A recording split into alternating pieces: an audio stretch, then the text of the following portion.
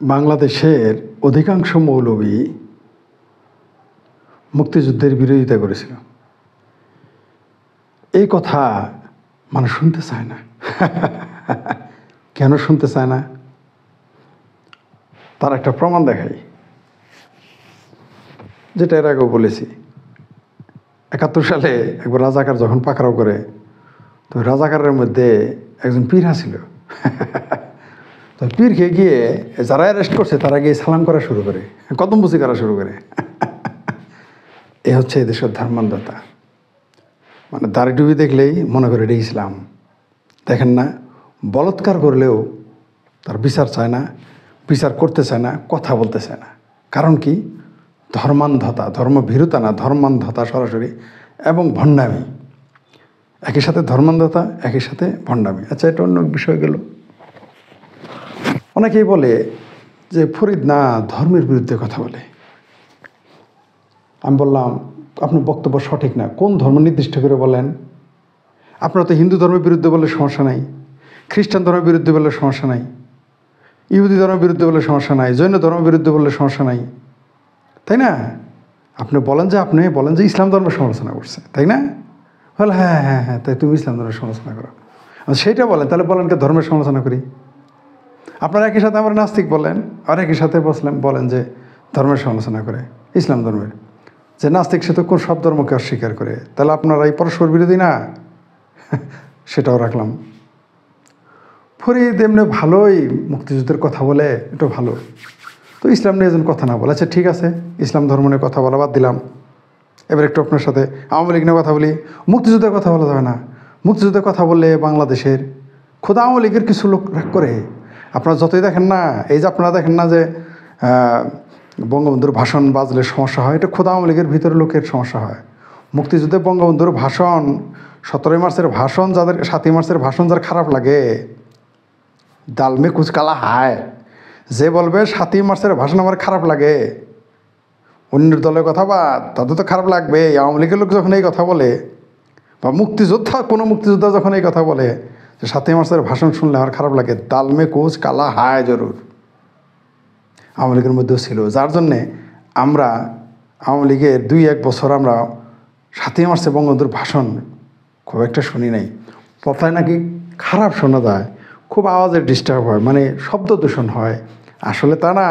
7 মার্চের ভাষণ বাজলে মুক্তিযুদ্ধ বিরোধী, পাকিস্তান প্রেমী, সাম্প্রদায়িক, অগণতান্ত্রিক কিছু মানুষের কলিজার ভিতরে কাঁপন ধরে যায়। আপনি 7 মার্চের ভাষণ বাদ দিলে তো বঙ্গবন্ধুই থাকে না, আর বঙ্গবন্ধু না থাকলে তো মুক্তিযুদ্ধই থাকে না, আর মুক্তিযুদ্ধ না থাকলে তো বাংলাদেশই থাকে না। আমরা ওগুলো বুঝি, আপনাদের মনোবেদনা। ওই যতই আওয়ামী লীগের ছদ্মবেশে থাকেন, দিল মে পাকিস্তান, দিল মে পেয়ারা পাকিস্তান, আহা, এটা আমরা বুঝি আপনাদের বেদনা।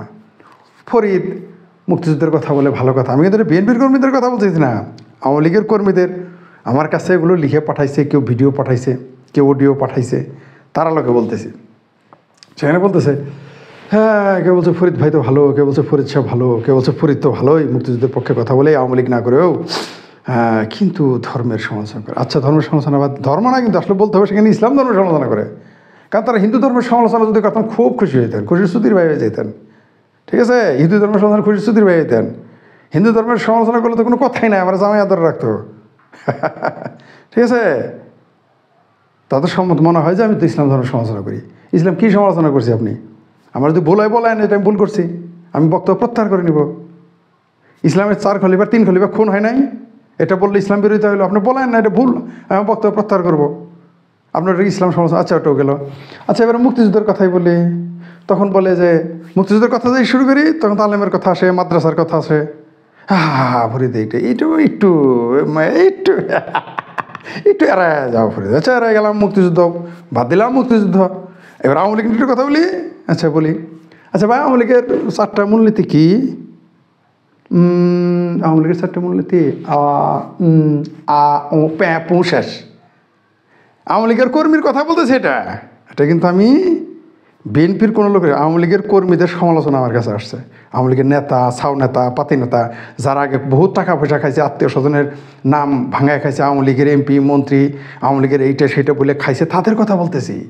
তারা আমার সমালোচনা করছে। বলছি না যে আওয়ামী লীগ এলেও ওই যে গণরিয়া প্যানিক বাট্টর বলতে হয় যে আওয়ামী লীগ ক্ষমতায় আসলেও আমি যে আওয়ামী লীগ ক্ষমতায় আসলেও আমি যেতে পারবো না। প্যানিক বাট্টর বলছে না যে এই মুহূর্তে প্যানিক বাট্টর যদি বাংলাদেশে আসে তাকে দৌড়ানি দিবে, আমারও দশা তাই, আওয়ামী লীগই দৌড়ানি দিবে।